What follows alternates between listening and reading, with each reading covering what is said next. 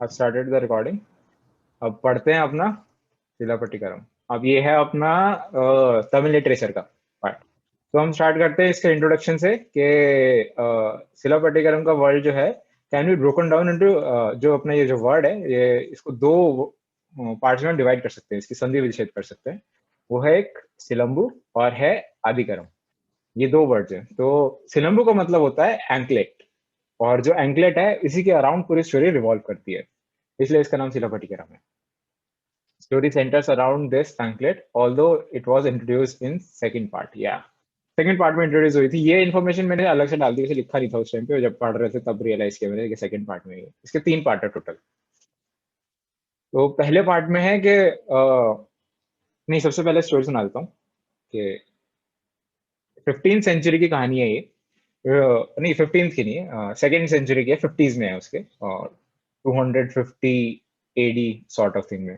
तो पुहार नाम की एक सिटी हुआ करती थी एक जगह पे, ये जो भी नाम है।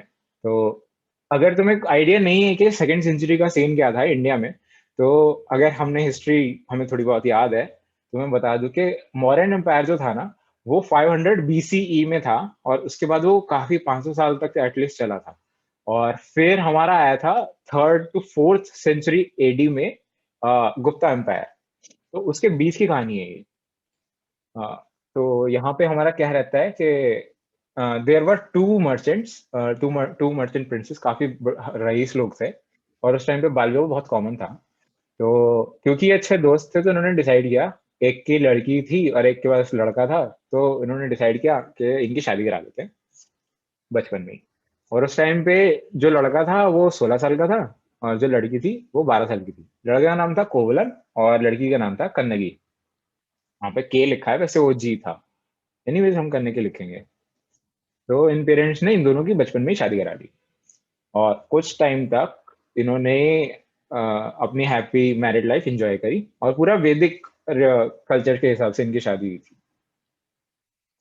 तो ये हैप्पी लाइफ एंजॉय कर रहे थे, तो एक दिन ऐसे ही वो सब्जी लेने गया कि पता नहीं क्या रीजन से वो स्ट्रीट में जा रहा था पुहार की, और वहां पे उसको ये माधवी नाम की एक कोर्टसन, जो कि एक प्रोस्टिट्यूट होती है, वो दिखी। प्रोस्टिट्यूट भी नहीं, मतलब प्रोस्टिट्यूट का काम करते थे ये लोग, लेकिन मोस्टली डांसर्स होते थे। ओवरऑल इनको किंग किंग को खुश करना होता था, इनका ये काम होता था कोर्टिशन का। तो बहुत ही चार्मिंग थी ये माधवी। तो जैसे ही उसने उसको देखा, वो फिदा हो गया। वो ऐसा हो गया, oh my God, I have crush on her. हम रिलेट कर सकते हैं अभी के वहां से। तो he fell in love with her, और उसने क्या किया, जो उसकी शादी हो रखी थी जिस लड़की से, कन्नगी से, उसको छोड़ दिया अपने घर पे, और ये माधवी के पीछे चला गया, दूसरा अपने नए घर में शिफ्ट हो गया, और उस पर सारी वेल्थ उड़ा दी उसने। बहुत एंजॉय किया उसने कई साल अपने लाइफ उसके साथ, और अपनी सारी वेल्थ उसके ऊपर वेस्ट कर दी। तो दोनों के दोनों लवर्स इवनिंग अपनी स्पेंड कर रहे थे एक पार्क में, और माधवी ना गाना गाई थी एक, कुछ डिप्रेसिंग लव सॉन्ग टाइप। तो वो गाना सुन के ना कोवलन को ऐसा डाउट हुआ कि माधवी का कोई बॉयफ्रेंड है बाहर, वो चीट कर रही है उस पर। तो उसको ऐसा लगा कि भाई ये तो मेरे साथ धोखा हो गया, मैं तो अपनी लाइफ छोड़ के आया था इसके पीछे। वैसे ओवरऑल मॉरली ऐसा करना नहीं चाहिए था उसको, लेकिन वो अपनी लाइफ छोड़ के आया उसके पास, और वो उसको ऐसे बिट्रे कर रही है। उसने पूछा भी नहीं उसको कि सीन क्या है, वो डायरेक्टली उसकी फीलिंग्स हर्ट हुई, उसका प्राइड हर्ट हुआ, वुंडेड प्राइड, और वो उसको छोड़ के चला गया। तो बाद में उसने क्या किया, जैसे ही वो अपने घर वापस आया तो अपनी जो बच्ची, वो जो वाइफ थी उसकी, जब थोड़ी बड़ी हो चुकी थी, काफी टाइम बीत चुका है अभी, तो उसने अपना अपना हार्ट ओपन किया उसके आगे, मतलब अपने दिल खोल के अपनी सारा दुखड़ा रोया। और अपने सारा, वो भी बहुत दुखी थी जब वो गया हुआ था बाहर, तो वो रो रो के उसका दिमाग खराब हो गया था, उसकी बीवी का। लेकिन अच्छी बात यह है यहाँ पे कि इसने बिट्रे नहीं किया था अपने पति को। ये अभी भी वो एकदम सती स्त्री वाला जो मॉडल होता था, अभी वो यही, ये तमिल लिटरेचर वही फॉलो कर रहा है। तो सती स्त्री ने अपने अपने पति को बिट्रे नहीं किया, उसी घर में रोती रही, और जैसे तैसे जुगाड़ लगाती रही जुल्लू बेच बेच के। तो अब पति अपना दुखड़ा रो रहा है उसके आगे, और उसको ये बोल रहा है कि अब मेरे को ये सिटी छोड़ के जाना है, मैं यहाँ रह नहीं सकता, और धोखा हुआ है लड़के के साथ, अब कैसे रह ले वो। तो उसने एक्सप्लेन किया कि वो अब ये सिटी छोड़ के जाएगा और मदुरा नाम की एक सिटी में जाके लाइवलीहुड अर्न करने की कोशिश करेगा, क्योंकि बिजनेसमैन था तो वहीं पे बिजनेस ढूंढेगा। तो कन्नगी ने कहा ठीक है, बहुत सही बात, मान लिया आपका सजेशन, तो लेकिन मैं भी आपके साथ चलूंगी अगर आप जाओगे तो। उसने कहा पागल हो क्या, मैं नहीं, मैं आपको तुम्हारे अपने साथ नहीं ले जा सकता, क्योंकि ये जो जो जाने का रास्ता है ये बहुत ज़्यादा डिफिकल्ट है। फॉरेस्ट में से जाना पड़ेगा, पहाड़ों में से गुजरना पड़ेगा, जंगली जानवर हैं, भूत वगैरह है पुराने फोर्ट्रेस वगैरह में, हर चीज से डराने की कोशिश करे कि वो ना चले। लेकिन वो कहते हैं नहीं, चाहे कुछ भी हो जाए, मैं मर जाऊं चाहे, लेकिन जाऊंगी जरूर तुम्हारे साथ। तो वो फिर एटलस गिव अप कर देता है, ठीक है चल ले। तो वो दोनों के दोनों ये डिसाइड करते हैं कि एकदम सुबह सुबह अर्ली मॉर्निंग निकलेंगे ताकि किसी को पता ना लगे। अब ये डिसाइड करने से पहले वो देखते हैं कि उनके पास वेल्थ क्या क्या है, क्योंकि अभी अपना कोवलन सारी वेल्थ उड़ा चुका है दूसरी लड़की पे, माधवी पे। तो अब वो कन्नगी से ही बात करता है कि हमारे पास क्या क्या वेल्थ है, तो वो कहती है कि मेरे पास सिर्फ अपनी एंकलेट्स हैं, मतलब पायल, पायल जो होती है वो एंकलेट होती है, फिलम्बू तमिल में बोलेंगे। तो कहता है ठीक है, हम इसको बेच के मदुरा में एक बिजनेस सेटअप करने की कोशिश करेंगे। तो यही डिसाइड करके वो निकल निकल पड़ते हैं अपने घर से सुबह सुबह। तो रास्ते में जब वो जा रहे थे तो उनको कावेरी बैंक पे, नॉर्दर्न कावेरी बैंक पे जब वो पहुंचे तो उनको कावुंदी नाम की एक वुमेन एसेटिक मिली। एसेटिक कौन था? सन्यासी लोग जो होते हैं वो एसेटिक होते हैं। तो वुमेन एसेटिक मिली। अच्छा, एक बात मैं और यहाँ पे पॉइंट आउट करना चाहूंगा कि हम नॉर्दर्न लिटरेचर में देखते हैं ना, तो हमें इतनी आसानी से मिलती नहीं है वुमेन एसेटिक। हो सकता है एक केस हो या दो केस हो मैक्सिमम पूरी लिटरेचर में।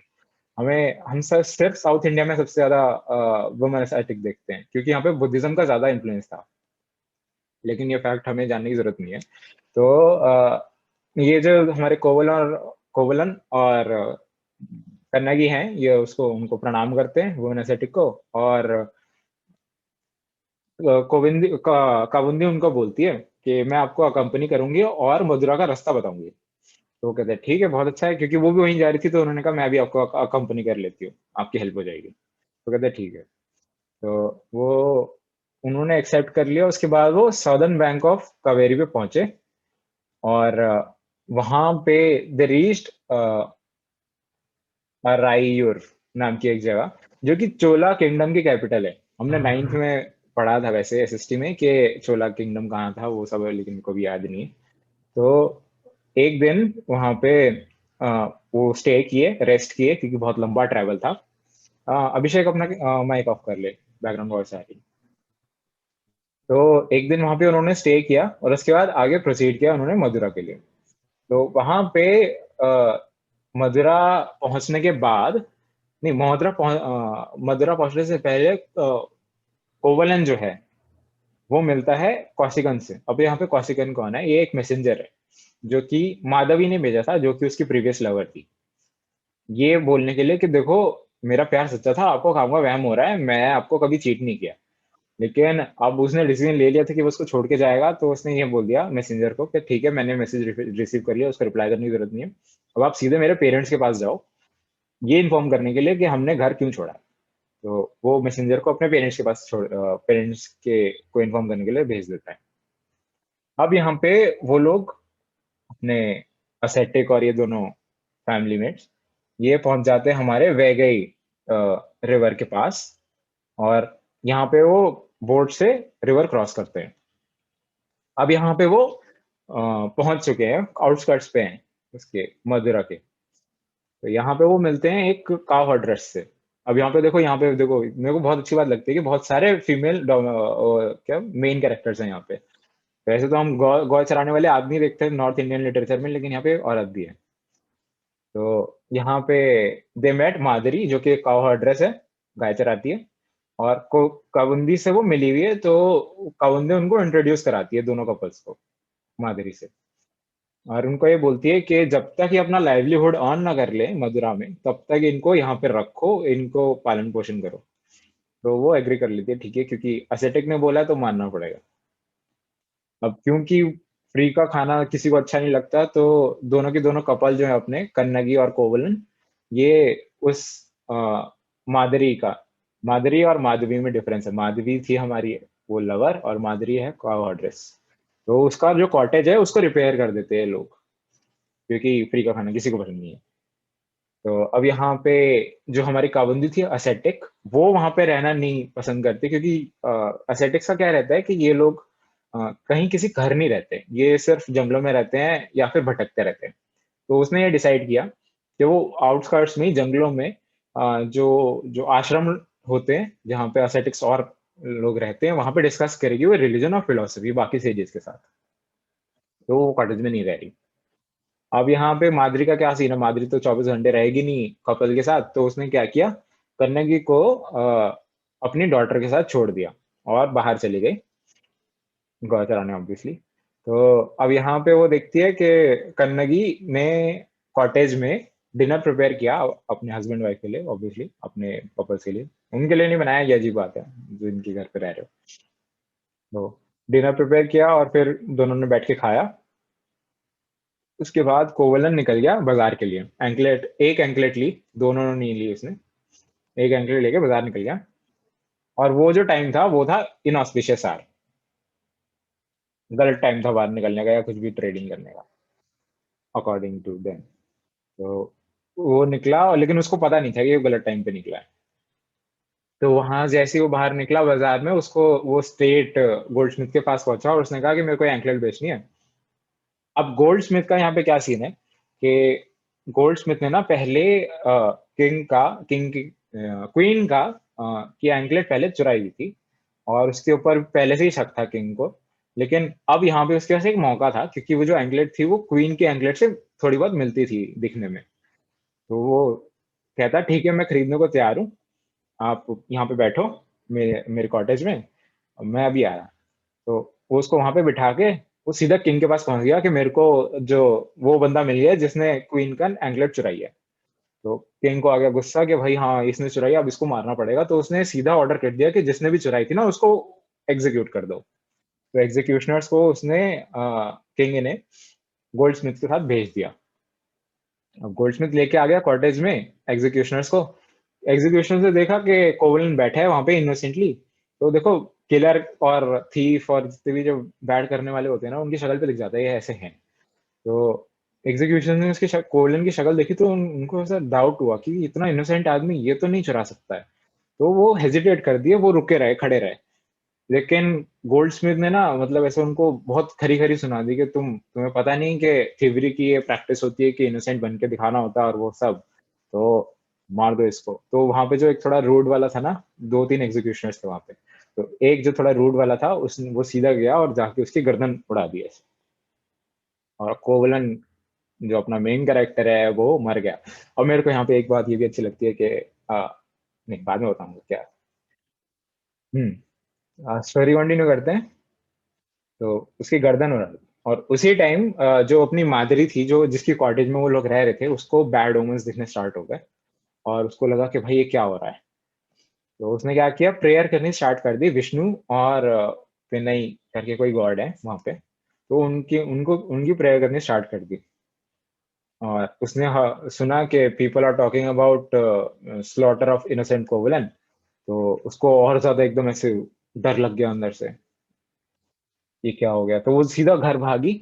और लेकिन फिर कन्नगी के सामने पहुंची लेकिन कुछ बता नहीं पाई, बस डरी हुई खड़ी रही। तो कन्नगी इंसिस्ट करने लगे क्या हो गया। तो बहुत ज्यादा जब उसने पूछा उसको जबरदस्ती, तो फिर उसने कहा ड्रेस ने बताया कि तुम्हारा पति मर गया। तो वो पहले तो ऐसे जमीन पे गिर गई, उसके बाद खड़ी हो रही है, उसके बाद एकदम मैड की तरह चिल्ला रही है, रो रही है, बहुत बुरा हाल हो गया उसका। तो बहुत ही एंग्विश में वो चली गई। और वो सीधा उसके बाद लेट नाइट वो बाजार पहुंच गई वहां पे जहाँ पे कोवलन मरा था। तो she found the body of कोवलन in blood.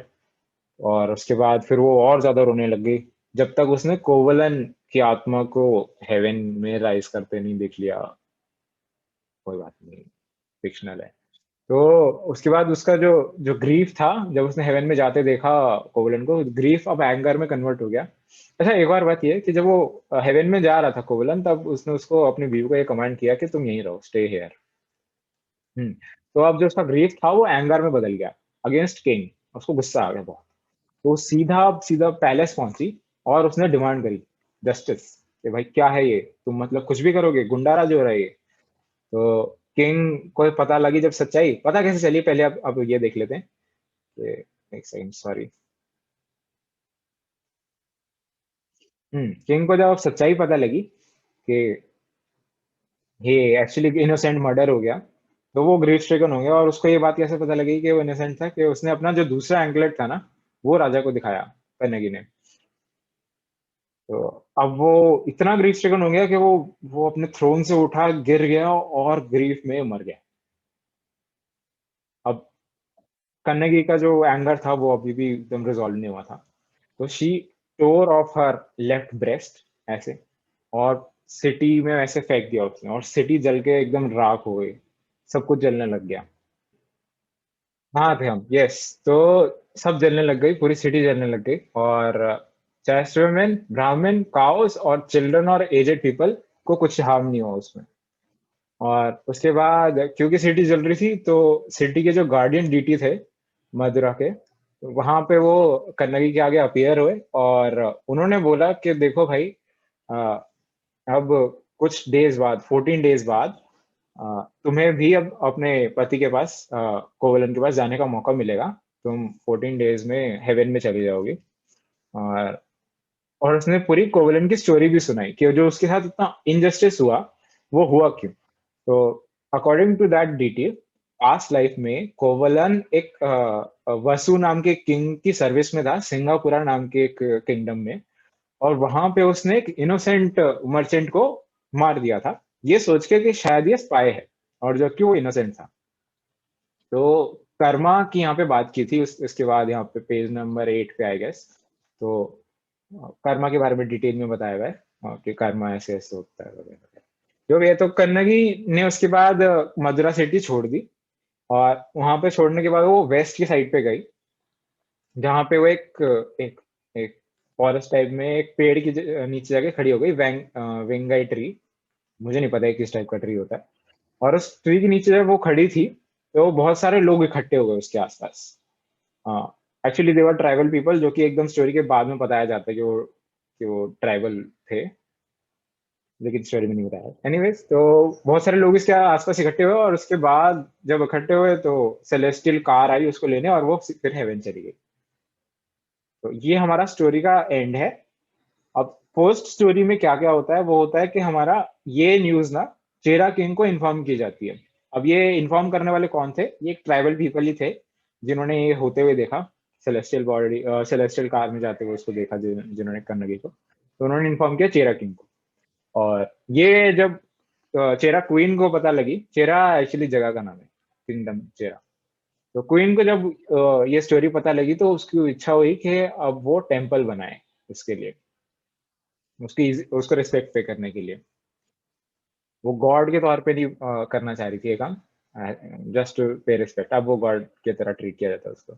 हाँ, तो रिजॉल्व या तो किंग ने ये रेजोल्यूशन लिया कि वो अब नॉर्थ की तरफ मार्च करेगा, मतलब वॉर करेगा बाकी किंगडम से, और हिमालय पहुंचेगा। और हिमालय से एक ब्लॉक ऑफ स्टोन लेके आएगा, जिससे कन्नगी की आइडल तैयार की जाएगी।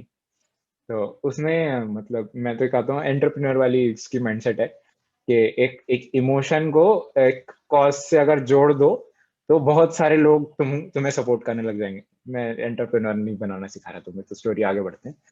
हाँ, तो हिमालय की तरफ वो बढ़ने लगा, और बहुत सारे किंगडम्स उसने जीत लिए, और वहां से एक ब्लॉक लेके आया, और उसने गंगा में उसका स्नान कराया उस ब्लॉक का, और उसके बाद फिर वहां से वो लेके आ गया। अच्छा हाँ, जो एक्सपेंडिशन स्टार्ट हुई थी वो नीलगिरिस से स्टार्ट हुई थी। नीलगिरिस थोड़ा नॉर्थ के नीचे ही है, साउथ के आसपास। तो वंस देयर वाज, या तो अब एक और कहानी हम यहाँ पे सुनते हैं कि ये सब हुआ था, तो उसकी बैक स्टोरी, मतलब जब वो सारे टेम्पल एस्टेब्लिश हो गए थे कन्नगी के, तब पांड्या किंगडम में ना एक बार फेमिन आया था, फेमिन भुखमरी। तो उनके प्रीस्ट ने ये बताया कि अगर तुम उस वो डीटी को, कन्नगी की डीटी को 1000 गोल्ड स्मिथ्स के सैक्रिफाइस दोगे, तो तुम्हारी रेन फिर से आ जाएगी। और ऐसा किया इन्होंने, 1000 गोल्ड स्मिथ सैक्रिफाइस कर दिए डीटी को, और वहां पे बारिश आ गई उस साल। बहुत वियर्ड बात है, लेकिन हो गया, तो अब क्या कर सकते हैं।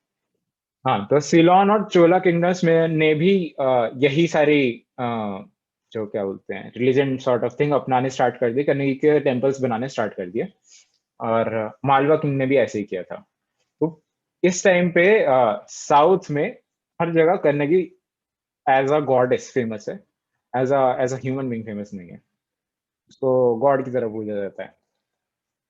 तो जो हिमालयन ब्लॉक वाज bathed इन गंगा, या तो ये तो बता ही चुका हूँ, ठीक है। After acquiring the Himalayan block building he spent, या तो जब उसने ये जो किंग जिसको पहली बार पता लगी थी, चेरा किंग, जो ब्लॉक लेके आया था, जब वो सारे जीत गया था किंगडम्स और अपने अपने पैलेस वापस पहुंच गया था, उसके बाद उसने कोई वॉर नहीं करी कभी, एकदम पीसफुली अपना उसने अपना पूरा जीवन बताया, और थोड़ा धार्मिक टाइप हो गया था वो, पीसफुली वो मर भी गया था। ठीक है, पेज नंबर 11 पे हमारा क्या है, यहाँ पे पेज नंबर 11 पे कोई स्टोरी नहीं है, उसके बाद उसके कुछ कुछ चीजें हैं कि संगम वर्क में इंक्लूड किया जाता है इस शिलापट्टिकरम को और वो सब। तो हाँ, लेट 4th सेंचुरी और 5th सेंचुरी का अ, जितना भी है हमारा लिटरेचर, वो सब संगम वर्क में आता है। एक और हमारा शिलापट्टिकरम के अलावा एक और स्टोरी है जो एकदम इस जैसी है, वो है मणिमेकलाई। अब इसके बारे में क्यों बताया ये मुझे नहीं पता, लेकिन बताया तो अब पढ़ लेते हैं। और ये दोनों की दोनों एपिक्स हैं। हम इसको महाभारत और रामायण की तरह थोड़ा इसके इनके बीच में सिमिलैरिटी देख सकते हैं। वैसे महाभारत में हम एक चीज देखते हैं और रामायण में भी, कि जो प्रोटैगनिस्ट होते हैं या तो वो गॉड होते हैं, नहीं तो उनके फ्रेंड्स जो होते हैं वो गॉड्स या फिर डेमी गॉड्स होते हैं। लेकिन यहाँ पे ये बहुत खास बात है कि जो प्रोटैगनिस्ट है, एक तो वो मेल बॉडी नहीं है, वो एक फीमेल कैरेक्टर है। और दूसरी बात ये कि वो स्टार्टिंग में एक नॉर्मल पीपल थे, नॉर्मल पर्सन थे, कोई किंग भी नहीं थे ये लोग। तो ये बात मेरे को बहुत अच्छी लगी, और मेरे को एक्साइटिंग बात ये बहुत ज्यादा लगती है कि तमिल लिटरेचर में ये लोग बहुत पहले ही फिगर आउट कर लिए थे कि जो कॉमन पर्सन से रिलेटेड जितने भी एपिक्स या स्टोरीज होंगी, वो that would be more interesting than idealising gods and kings. तो वो ज्यादा बिकेंगी जो जो कॉमन पर्सन की स्टोरी से रिलेट करेंगी। तो ये बात मेरे को बहुत पसंद है तमिल लिटरेचर के बारे में। हाँ, the style is simple, Mahabharata की तरह, दो पॉलिश्ड, और बहुत अच्छे से ग्रेस भी है इसमें, सिंप्लिसिटी भी है, has varied form of musical composition, yes. तो ये जो स्टोरी हम सुन रहे हैं ना, इसके बीच में ना बहुत बार म्यूजिकल कॉम्पोजिशंस भी हैं, एपिक के बीच में ही है वो, ऐसे नहीं कि किसी ने अगर प्ले बनाया तो म्यूजिक डाल दिया, नहीं, वो म्यूजिक बीच में ही है गाने के लिए। तो और वो हम देखते हैं वेरिड फॉर्म ऑफ उसका music. Anyways, it has excellent example of Tamil poetry, या तमिल पोएट्री का एक्सेलेंट एग्जांपल भी है ये। तो अब यहाँ पे हमारा खत्म हो जाता है पूरा शिलापट्टिकरम, स्टोरी खत्म। बाकी का जितना भी पार्ट है तुम खुद पढ़ लेना। ऐसे ही मैं सोच रहा हूँ वो भी करा दूंगा, क्या बोलते हैं, शूद्र का। सिर्फ स्टोरी स्टोरी सुनाऊंगा क्योंकि अभी ज्यादा टाइम नहीं है हमारे पास, एग्जाम्स 15 से स्टार्ट है।